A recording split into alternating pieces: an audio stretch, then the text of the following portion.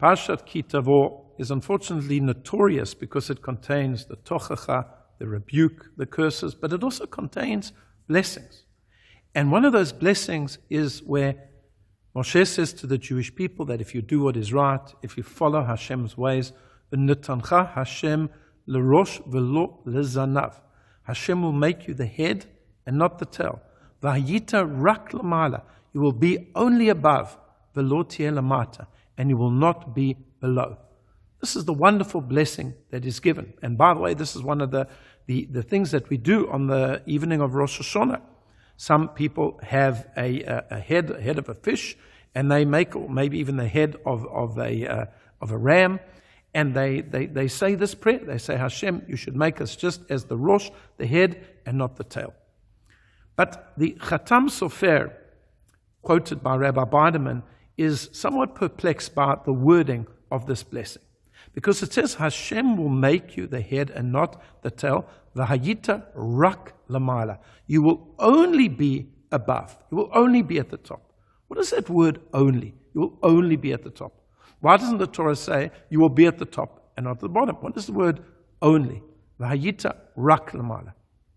Well, the Talmud explains that whenever the Torah uses this word, it's coming to actually diminish something. It's coming to subtract something. And therefore the Chatam Sofer explains, you will be at the top, but not at the absolute top. You will never be at the absolute top. You will always be a little bit below that. You won't be at the pinnacle. You won't be at the summit of the mountain, but you'll always be a little bit below. Hashem's blessing you, rak lamala, only above, but not completely above. What type of a blessing is that? That's very strange.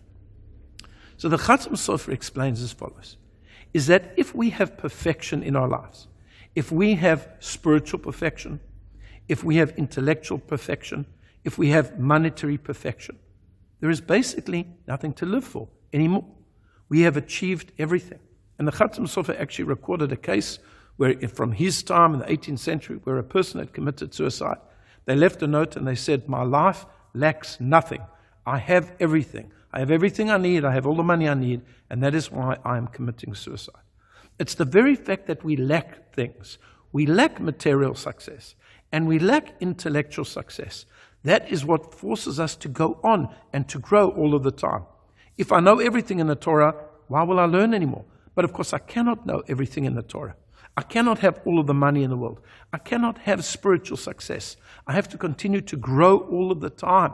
And therefore Hashem says, I'll never allow you to get to the top. Once people believe they have got to the top, the Ifnei Sheva go on, as it says in Mishlei and Proverbs, that pride comes before the fall. I have everything, I'm perfect. And then there's a collapse.